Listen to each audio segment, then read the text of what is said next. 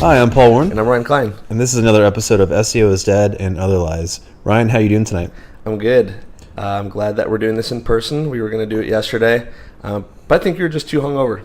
It's just better in person. I think that's what I'm going to go with. I know. There's nothing that takes the place of like human interaction. I know, but sometimes we're going to have to interview people that are, somewhere around the country or the world or... No, just fly me out there. I'll do it. Who, me? And then I'll stay behind and Yeah. have to do it remotely anyway. So we have a great podcast tonight for our listeners out there. Tonight we're going to be talking about something that's big. It's even bigger on the horizon, and that is voice search and how it's going to affect SEO in the future. I think that a lot of people are waiting for something like this. Like they're looking at our list of stuff and they're like, yeah, links, yeah, SEO, yeah. But then voice search is really taking front and center. And I personally thought that it was really going to take off maybe in 2017 once the Alexas and the Googles were listening to all this stuff and doing the eavesdropping. But I actually did some studies to kind of get a gauge of consumer behavior, if you will, back in 2017. And people really weren't planning on using voice search a lot. 2018, still not really a lot. 2019, big time. This is the year. Yeah, so what you're going to get out of this podcast by listening today, we're going to explain to you a little bit about what voice search is if you don't know at all. And then we're going to talk to you why you need to optimize for it and how to optimize for it, and a little bit about that growth that's going to come in the future from that source. Correct. So, voice search. What is voice search? Well, let's explain a little bit about like the Internet of Things, right? So this is just back when everything started like hooking up to the internet, like your fridge and your lamp. Everything just started going online. And then eventually what came along with that was your voice-related items, like your Alexas or your, what's Google's Google Home? What do they call Google? It's Google Bro or something. My Alexa, turned off Alexa. I already turned it off for this episode. I turned it off because she's being annoying anyway. But so a lot of at the beginning of this, people didn't really think that it would affect how you optimized your websites at all. But as time has gone on, and it's grown a lot, I think by 2020, half of all searches will be performed by voice. It's going to really change how you optimize the content on your website, and you're really going to have to target specific things that people are asking questions and how they're asking questions. So really, honestly, you're creating better content because you're creating things how people actually speak and think about them, versus just related to like keyword things. Yeah, and I agree. And once if you were an SEO starting off or where you're at right now, or if you're intermediate, beginner, advanced, whatever, between the two choices of content, you have long tail and you have short tail. And your long tail almost always did sort of answer some sort of question like the who, what, when, where, why. And this really reinforces its importance as far as the keywords that you're going to select and the topics you select. Yeah, so as this source of search grows, and I would even suggest you guys can try this out if you have a pretty modern smartphone. You can do a voice search on it and see what it returns for you. But things are going to get much more specific and much more long tail, specifically as it relates to voice search. Now, there's always going to be some topics that are never going to be in this that you're going to always be safe and you're not really going to have to worry about like optimizing for. So, like how to code is never going to be like something you have to worry about, but like maybe specific measurements of things, right? Or like a full built out like recipe is probably never really going to be read out and you have to worry about for voice search. But measurements of things, or, like how many quarts are in this or whatever, those are things. How many quarts are in this? Or that 5 or 6. Let's ask someone. Well, let's ask Siri. But the thing is, Google wants specific answers that are very quick to these questions. So think about us pages that have these questions and these answers built into it, very quickly accessible to Google and their voice search, and it's going to provide that user with that information right away. So I have pulled up a couple of things because I want this to be a beautiful podcast, so I want to reference a few notes. And I believe that one of the biggest things that kind of triggered what this trend was really going in, first maybe the way that people typed or started using their phones, and now confirmed by their utilization of their home tools and assistant bots, whatever you want to call them. But you want to take a look at this with me. Oh, yeah. So what I have here is Google Trends, of course, where Google Trends is very cool for everything. And Near Me was one of the first kind of indicators about this trend. So people really do hop on their phones, especially phones, via voice search and say, lawyer. So I use an example here, lawyer near me, gym near me. So you can see here, it's flatlined. This near me trend didn't exist from 2004, 2008. I'm looking, it's still flatlined 2013. It's not until about 2000, let's say 15, 16, that you start to see this huge spike near me. And you see lawyer near me, huge trend. I did gym near me and then sushi near me, because who doesn't love sushi? And that kind of reinforced the fact that people were saying that. You know, Yeah. You're not really, I mean, it's one thing you can type, but that's something that you'd probably say before you type it. Yeah. And so I kind of think that that's interesting, because if you look at the way that you type things now versus the way that voice search is working, I don't even know how much you would really type in near me on like a desktop, right? You might just type in like criminal lawyer or, whatever specific other type of lawyer you're looking for, as opposed to you wouldn't just say into the phone, Siri, criminal lawyer. Well, that's a great point. Right. So, because it goes, look here, I don't want to interrupt, but that just goes ahead what you're saying. I have this trend here, it says New York lawyer, and it starts, it's up here, and it just goes down, down. And it's not like less people need lawyers. If anything, people need more lawyers. But this trend is on its way out. I would think about how to, when you're optimizing for this, even going further, because that's a trend just for near me. But I would even expand that, so people are probably saying, Siri, find the closest lawyer near me. What's the closest criminal lawyer near me? The actual sentence that people are saying for this is what you're going to have to optimize for. Well, you make a great point, because before I said long tail has a lot to do with the who, what, when, where, why. Mm-hmm. But this is the first time that you hear people using commands, such as the find me, like search for. That's true, yeah. This is the first time where it's a unique situation where you would never ever type into a browser find me or search for me. You really wouldn't. Never. Yeah, unless you're a robot yourself. This is sort of changing the game as far as what you're optimizing for. Cool. So I think that we've kind of set the foundation where your brain should be kind of going. Yeah. So what happens now? I'm gonna ask you the tough question. So how do you use that as a keyword? Do you want to use it as a keyword though? Well, we'll say how do you find these? How do you find things people are looking for? Okay. Based off keywords. So there's a lot of tools out there you can use. Uber Suggest is one. Answer the Public is the other really, really popular one. And if you've never used any of these tools before, they're pretty cool. Answer the Public has an old man with a bald head and a mustache on the front page. And he just really wants you to ask some questions. And then they tell you all of the long tail things that people ask and actually question for him related to keywords. I don't mind him until he opens his mouth and his scary teeth pop out. He's a little scary. He's a little scary. But it's really cool because it just shows you the actual searches people are making, how they would say them based off of the keywords that you're putting into it. I think in this situation, I agree. I've been using Answer the Public for a long time. Uber Suggest, not as much, because I like the way that, there's nothing wrong with it. I just like the way Answer the Public lays out all your keywords. I was just giving you options. I honestly use Answer the Public. But I think especially for something like voice search, and we're talking about something that is severely trending. Right now. Like big it's time. Hot. I believe that there's a search tool called programmatic. It's called Programmatic? Programmatic? No. Protoman? That doesn't sound made up at all. Well, you guys might want to fact check this. There's one. All right, let me take a step back before I just even say a tool that doesn't exist and everyone's like, I don't know what the hell you're talking about. I think that it's more important to maybe even use tools that tell you that they have the functionality of suggesting trending keywords, not just keywords. So I think that when it comes to voice search, being that it's the hottest thing, and we probably should have done this Q1 in 2019, doesn't matter. Any tool that is telling you what growth it's had in between a month or 3 months would be very helpful. That's, and then, so really, you take that and then you put it into the Public, and then boom.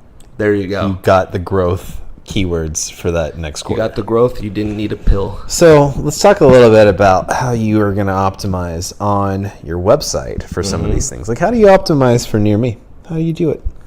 You certainly don't just say in your meta title, blah, blah, blah, near me, because that's kind of tacky, and it may not even work. You're like, no, that's how you do it. I got to delete some stuff. No, I'm just kidding. No, I mean, you can get clever. When I tell people about voice search, and I'm not joking about it, they're just like, well, how would you optimize for, like, near me? I go, well, the first sentence of the page is, if you're ever wondering, how am I going to find a lawyer near me? The first thing that you want to do is... I don't really suggest that, but I thought it's funny. I'm like, wait, would that work? But I don't know. It's a little... I've never tried it. It's a little conspicuous, so... but you start. No, I'm asking you the question. I want to know how you do it. Oh, so the way that I've been kind of doing near me is, I mean... I think that Google has put a huge emphasis on kind of knowing where you're at already. And I've talked to like some content people about this because it's not like this is going to be kind of up to interpretation a little bit more. But I think between like when you do citations and you have the cohesive NAP and you have like your location on your website that's being crawled consistently, Google kind of already has an idea like where you're at. So I'm actually kind of shying away a little bit from using geo modifiers as much as I used to, and I'm kind of just sticking to like the root keyword. So it used to be really popular, and it kind of still is. It depends what your geo strategy is, but you know, you have a business and you serve a certain radius, and during your geo strategy, you're like, well, I'm in Orlando, but I service like up to Altamont and down to Kissimmee. I'm sure everyone in the country knows where that is, and then you have your geo modification, you know, always appending some sort of city. But I'm kind of trying to like not do that as much. Yeah. So I don't have a keyword geo modified. I kind of have like it there already, and then Google already kind of knows where it's at. Yeah. So that's kind of similar to what I do. I mean, Google's pretty smart at this point, and actually voice search is even smarter. It's sort of like, it's like AI, right? It's like learning from what you're telling it and then the results that you're giving, and if you're happy with that result or not. It's like learning from what you're saying before. So it's very sophisticated. But, you know, Google's pretty smart also. You don't have to put near me in keywords for it to know that it's near you. But what you do want to have is things on a particular landing page that would rank in that area. That would signify that it's near those locations, right? Mm-hmm. And so one of the things that I do actually is like do areas served in text on like the page along close to like the NAP info.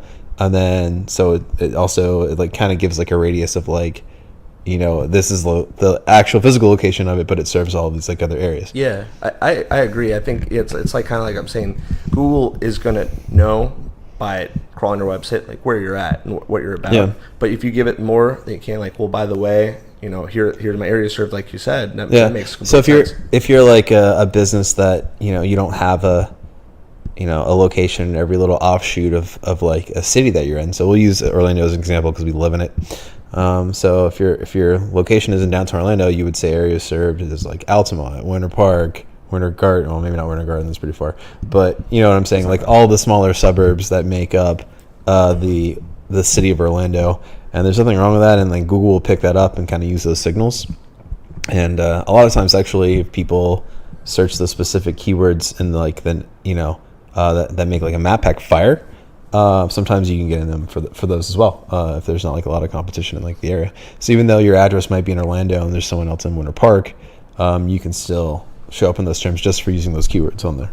And another part about featuring as much content that can guide someone along voice search as much as possible. Have you noticed more and more with maps that when you do a search, that the maps result has like a little like a line underneath it or like a little bit text that's like, oh, the reason we showed this is because this website mentions these keywords. I have noticed that, yeah. And that's happening a lot more. I'm seeing it all over the place. So it's like, it's pulling that in too. One thing I would suggest is doing a really good city-specific FAQ page, or really like just an FAQ page in general, depending on the type of site that you have. So think about like, what do people ask before they use a service? Maybe they ask like, what does this cost? maybe they ask like, how long do you take appointments? How long is the wait? Things like, it's just anything like a consumer would ask, how they would ask it. If you create like an FAQ page for it and you put the right markup on it to let Google also know that like it's an FAQ page, you're gonna show up for those things, especially like local intent as well. It's very, very important. Most of these, I think I read a study where the vast majority of voice searches are performed with like local results. Okay, it's like over 50%. What's like the example of that? I mean, are you talking about like they're searching for something locally instead of like order me more toilet paper? Well, it could be, yeah. So or can I get cheap toilet paper? So one of the things we have to realize too is depending on what you have that's performing the voice search. So the device. So it might pull that information from something else. So not everyone's going to have like the device that's going to do that. And so there's other like sources of data that they look at instead of like just Google My Business. And Yelp is like one of those. So you have to make sure you have like your Yelp profile optimized and stuff now too. Yeah. Because one of them pulls mainly from that. Yeah, well, let's talk about that real quick. So your Google device is probably going to use Yahoo because that's what Google likes. No, so it's going to use Google, so you know that. And then people thought there was going to be a tremendous surge in Bing traffic because of like Cortana and the voice search there, but that didn't really happen.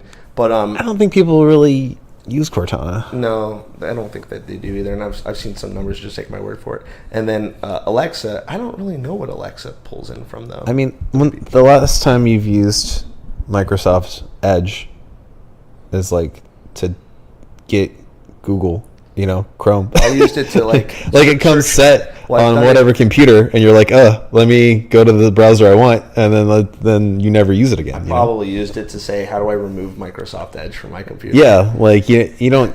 No one ever uses Edge. I might use like a different browser. Even if I was going to use a different browser, it wouldn't be Edge or it wouldn't be Internet Explorer. It would be Firefox or something like that. So let's switch gears just like a little bit, like a tiny minuscule gear. Yeah. It's still like obviously on the same topic. Why do you think it is now? This is almost like opinion. Why do you think 2019 all of a sudden there's a surge in people that are like, yeah, I'm going to use voice search now? I think that the availability of the devices has greatly increased over that time frame. I think when the first Alexa came out, it was sort of they weren't really sure how they were going to use it, and they were very expensive, and it was sort of in the early adopter phase, right? But now, I mean, you can get like a Dot for only $30. I know. So like when I got my Alexa, it was like $200, and now you can get it for $30, and like the Google Home thing is like super, super cheap. Like they give them away when you get like a new phone and stuff now. Oh yeah. So I was like at a convention and people were waiting in line, and then one half they were giving away like Google Homes, and the other half they're giving away GoPros, and it was like very even. GoPro has a tough business model because like once you buy a GoPro, you usually never get another GoPro.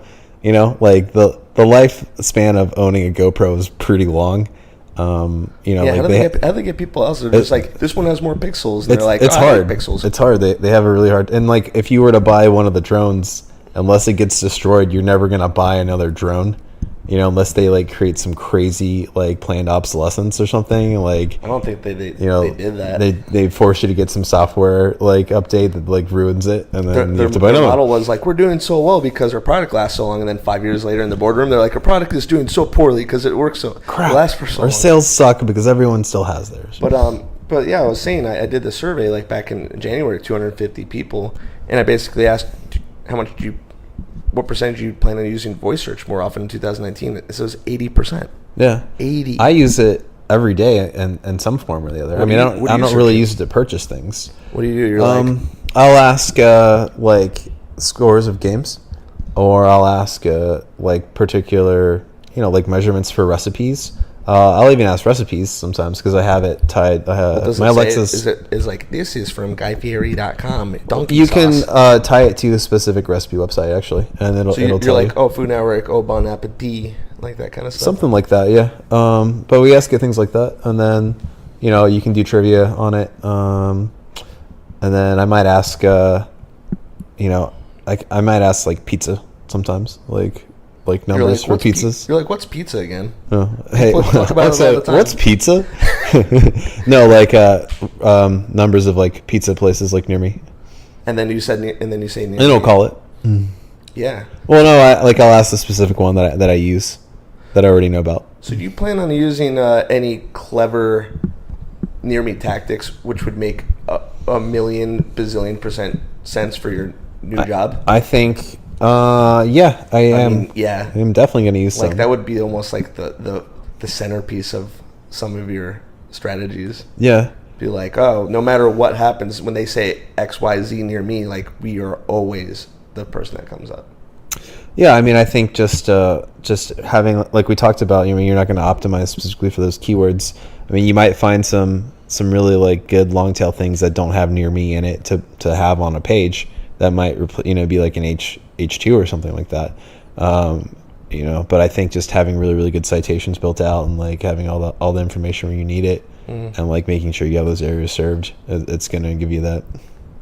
I feel like this kind of all is going to go back to doing like a badass job with your citations and your NAP, and but then from a content standpoint, being a little bit more mindful of what you said as far as areas served in more cities.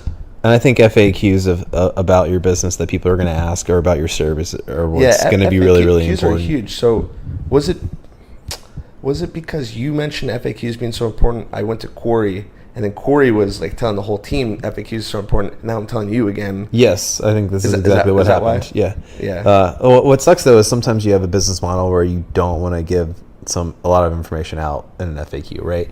So if you're a lawyer, you're not going to give an hourly price for your service because you're going to quote someone different depending on what their need is. It's not going to be a flat hourly fee when someone comes in. Unless you're a family. Or you do Maybe. Trust and wills. There are some, but there's a ton of business models that don't want to give their pricing up front. Yes. There's a lot of them that do that though. So like mechanics, like oil changes, stuff like that. If I was in like the oil change business, so you think about like how many companies that have like Jiffy Lube, stuff like that, how many locations there are for those like quick change oil companies, and how many are competing. A lot. And that's like a business that like people don't particularly like have any loyalty to that particular place. Well, it's like, where did I get that 1999 oil change coupon? Where am I going this week? It's super influenced by like the price, right? So if you can get like $30 less than the place that you went before, you'll just go there because you don't really care, because everyone's getting ripped off when you get an oil change anyways, so you just want the least amount ripped off you can, and you can't even roll it off the lot unless you get the air filter replaced. So but when you think about that, none of them are particularly like doing that, but that's a perfectly good like, Alexa, what's the cheapest oil change near me, that someone might ask. So that's something that like you have no problem putting up front the price of an oil change for your customers. Do you think that's what happens? Because I honestly don't know how far the AI goes yet, so I don't know if it's. I think it'll get there. I think that as our phones and the voice search develops even more, you'll be more and more comfortable asking it like in-depth questions. So like right now, you might be able to ask it something like, like who is Woody Harrelson, right? Mm-hmm. And it'll probably tell you who Woody Harrelson is, but you might be like, hey, why did Woody Harrelson's dad go to prison? And who by the way, his dad did go to prison, but it might not be able to answer that. I figured you knew that before you said that. I did. His dad went to prison for he was an assassin and he murdered a judge, and he went to prison for being an assassin. I can just use Paul. I don't need Alexa. Yeah, you just ask Paul. Okay. So but it's like if you were to ask it that specific question, it might not have an answer for you. It would just return a search result, right? With that, it wouldn't be able to answer the question in voice back to you. But as they get smarter and smarter and smarter, you're going to be able to ask it more and more detailed questions of things, and it's going to like the index for voice related responses is just going to become more in depth. And I completely agree with you. And then do you think it's like once it does, it gets an inquiry that's never gotten before, and then it does its calculations and its modulations and fires back? your question, it puts it in a database, so next time someone asks it in the same area. It's machine learning. It's absolutely doing it, yeah. So, I mean, without a doubt, and if you listeners, you're still listening at this point, I think this is a good podcast so far. It's interesting so far. Think about this, and this is like kind of, you're spurring some of my thoughts. Think about people saying, not a lawyer near me anymore, which they can do all day. Think about a lawyer near me that has the best reviews. Think about a lawyer near me that has the most reviews on Google, most reviews. I might be someone that asks that question. Oh, there will be. Google, give me the number of the lawyer near me with the best reviews. That's it. Think about it. The criminal. And then you better make sure you have the best reviews. And that's it, because I know how important reviews are for consumers. We don't have to talk about that at all. This is how important Google My Business is going to be going forward. Can you imagine someone by you and someone's freaking floor is flooded at 4 in the morning? They're going to say, plumber that's open right now. And I know without a doubt it's going to pick someone that's 24 hours on a website. But then a lawyer, I mean, they're just going to be like, just who has best reviews? People aren't even going to go to websites anymore. They're going to just take they're just going to ask it's word for it. It's going to tell you, and you're going to trust it. This is, and you're like, good, that's all I asked for. That's the future of search. Hey, that's it. Oh, that's a wrap. No. But I felt like we gave a lot of good information on this one. And this is actually a very interesting subject, and we're at the forefront of it right now. I mean, we're seeing another revolution in search. Yeah, and I think that we're kind of just grazing the surface. I mean, I think that we're kind of, getting you to think about why it's important and why you have to pursue it. I think we gave you some of the first steps, why you need to do it. I think this is something that can probably get somewhat technical. And one thing I can give, for example, is what kind of schema information is coming into play for voice, and like the evolution of schema. So when you were doing some research, did you see anyone deferring to some information on schema when it comes to voice? I didn't see anything that's like specific to voice yet, outside of like general markup. I mean, I know that's not for exactly the content. Makes sense. Yeah, I mean it's content, but I mean, there's different types of markup now that they want you to take advantage of. But I didn't see. But I can imagine at some point there being like a different markup altogether for it. Can you imagine if we just led the whole podcast with we developed like a made up plugin, and we're like, well, it's obviously the whole thing is is the Google Voice Search plugin, and if it's not on your WordPress website, it's not going to work. I mean, I feel like it's only $99 a month. Go download it. Yeah, we got to be the first to do it. Yeah, but I mean, I personally don't have a ton of insight about what results I've gotten because I'm yet to use a lot of voice search. I haven't seen anyone really report on like analytics from voice search, like I haven't really. It's not a part of my reporting. That's a great. I don't really do that. That's a cool thing to look at though going forward. For real, if anyone wants to email us, that has some stuff for this. I mean, I would love to see a segmentation of analytics that's like, oh, these people did a voice search. I'd lose my mind. Yeah, I don't even think about it, but I would be love pretty cool. to know the keywords. I'd love to know what pages they went to. I'd love to know if Alexa was being sassy or being sensual when she was reading the content. Were they insulting her? Yeah. Were they calling her an idiot? That's what I do. More. Don't tell me anymore. So, well, to be continued then. I feel like this is such an extensive topic, and then for us to be in shy 30 minutes is kind of like... Are we shy 30? Mm-hmm. Yeah, I don't know. I feel like... How shy? About a minute shy. Oh, no. We're good. I have if you want to stick around, I have some more notes. Don't go away. Well, I want to talk a little bit about... I think we're good at 30 minutes right now. But I want to talk a little bit about what we're going to talk about next week. And it's going to be kind of tied into this, and that's natural language generation. Oh, gosh. I'm going to have to do so much research. Yeah. So we're going to really delve into some of that because that's huge, and it's really important, especially to how machine learning works and how you can scale websites to mass amount of pages, which is something we're doing right now, actually. So we have a very large mass website. Oh, that was the one that we were supposed to talk about yesterday. But then you're like, I'm so hungover. Yeah. So, but next week we got a really good one, guys. So tune into that, and be sure to follow us on Podbean.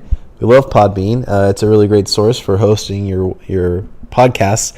They don't give me any money. What would be cool is if they didn't charge me money for this plugin. Yeah, I don't get any money from this podcast. I wish I did. Oh, you're like, so being that this is actually getting transcribed by the internet. Oh yeah, because podcasting is super important now. Yeah. If you do hashtag Podbean, then you do @Podbean. Now it's actually transcribed. Now they're actually going to see it somewhere. Amazing. Yeah, I mean, I'm just repping Podbean because I actually like Podbean. They do a pretty good job. I have a few more things I want to say for like only another three minutes. All right, well, you go into it, buddy. Minutes. Well, I mean, we must have some people that listen to us at this point, or else we wouldn't get downloads every day. So I do want people's feedback on topics that we're going to propose, because I have a couple things that I'd love to talk about. Like we were going to talk about the natural language selection by Darwin. Is that what you said? Natural language selection. Is that what you just said, right? No, natural language generation. Oh, my bad. Okay, well, something like that. And I think that's a great topic, and I have some input about building out websites on a massive scale. Building a 20, 30, 40,000 page website in an hour and a half. Yeah, we are going to have a nice episode where we break down our process of how we did it, how we found the pages, how we found the content, and how we built it all out. That's a tough one to do because, like, you're right. It's like, how do you talk about something so visual like that? That's actually good because we did a run through technically yesterday, and I'm just like, we'll get it figured out, guys. I'm like, well, you're gonna get this plugin, you're gonna do this thing, and then you're gonna grab this thing, and it said, oh, well, we're done. There's no way anyone that doesn't even make sense. But two topics I kind of want to talk about is there are people out here that don't always do SEO in house. There are people that freelance and they consult, and then they might have an agency like I do. So I kind of wanted to talk about what the structure of an SEO agency could look like at different sizes. Yeah. And then you could talk about if you were to make a dream team at your new position, what that would look like. Like, well, I'd love to have this person. The structure of an in-house SEO team, like how you would do it. And I like to have this guy that like brings me coffee and lunch, and hopefully it's Chipotle every day. And then there's another one where if you just don't have a lot of time and you want to really do SEO on your own and you kind of know what you're doing, what's most important all the way down to what's not as important. And I mean, you like kind of how do you prioritize things? It's just prioritizing when you have such limited time. Yep. Yeah. So if you like those, just let us know. Text poll 407 407 No. You can email us at seosaidandotherlies@gmail.com or leave a comment at our Podbean channel. Or you can hit us up on Facebook, actually. And you know what? We have a YouTube channel as well, so you can leave a message in the comments there. It's just all the same content everywhere. We'll find it. But we'll find it wherever. We read everything. It's great. Yeah. And then we might also do a podcast this week about the power of webinars.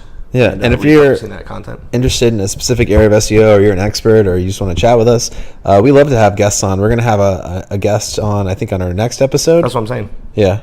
And then hopefully we'll have a few more guests this season. I think we're probably going to have about 5 or 6 guests this season. So I don't know who any of them are. It's a big old secret. Ooh, maybe you or one of them. Maybe it's you. It could be you. Leave us an email. You know what it's going to be? It's going to be me, but it's be like, Ryan's sick today. We got Greg. And I'm like, hey, God, I hate Greg. He's the worst. Yeah. Anyways, thank you so much, guys, for listening. We appreciate all of our listeners. And I am Paul Warren. And I'm Ryan Klein. And this has been another episode of SEO is Dead and Other Lies. Goodbye. Bye.